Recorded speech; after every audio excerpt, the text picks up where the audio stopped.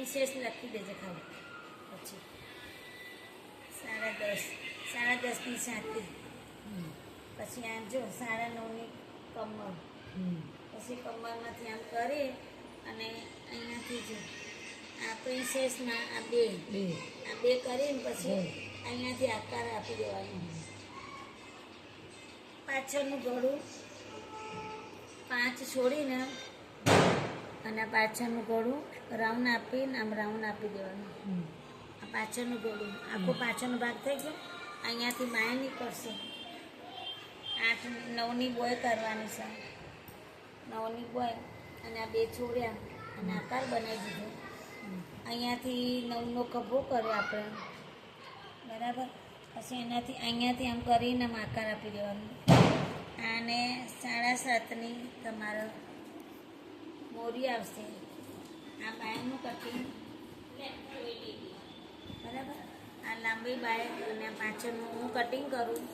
એક સમય કટિંગ ઉતારવાનું છે ને, એટલે તો કહું છું મારે અલગ કરવાનું ને. કટિંગને ઉતારી દેવાનું બધું.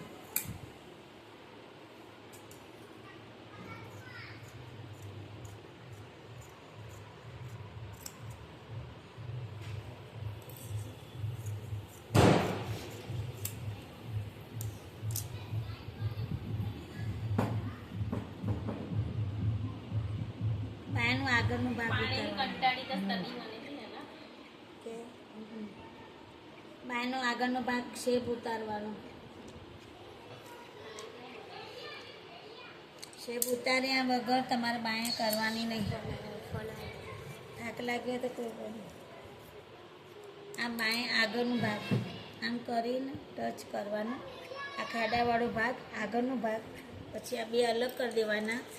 2 અલગ કર્યા પછી તમારે પ્રિન્સેસનું કટિંગ આવશે. જો આ આગળનું અને આ પાછળનું. પાછળનું આપણે આગળ ગળું કરીને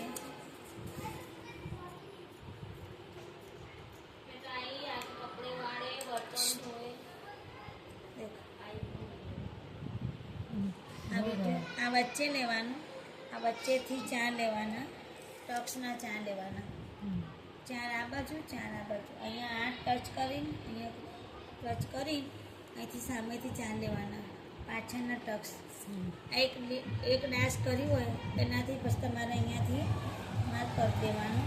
એટલે તમારા એક જ માપ આવી જાય. આ પાછળના ટક્સ. હવે આગળનું કટિંગ કરતી વખતે જુઓ, પહેલાં તમારે આગળનું 6નું લેવાનું છે. તમારે આગળનું ગળું 6નું ગોળ કરીને આમ ગોળ કટિંગ કરવાનું આગળના ગળામાં. પછી આ 2 ભાગ અલગ કરીને આગળનું ભાગ ખાડાવાળો ભાગ ઉતારવાનો. ખાડાવાળો ભાગ ઉતાર્યા પછી તમારે પ્રિન્સેસનું કટિંગ કરવાનું. અહીંયાથી આપણે લેવાના છે 5. આ 5 એના વચ્ચે અડધું લેવાનું. 3.5 અહીંથી લેવાના તમારે 5. પછી આમાં આકાર આપી દેવાનો. આ પ્રિન્સેસનું કટિંગ કરી દેવાનું. આમ આકાર આપ્યા પછી તમારે ગોળાકાર આખું કરી દેવાનું. અલગ કરી દીધું અને અલગ કરી દેવાનું. પછી આ તમારે બટન પટ્ટી આવશે. બટન પટ્ટી આવ્યા પછી તમારે અહીંયાથી આમ કરી એક ભાગ આમ આવશે. એના પાછળ તમારે પ્રિન્સેસનું કટિંગ અને આ બાયનું કટિંગ. આ બાયનું કટિંગ છે અને આ પાછળ આ કરના આ પાછળનો ભાગ. આ પ્રિન્સેસ.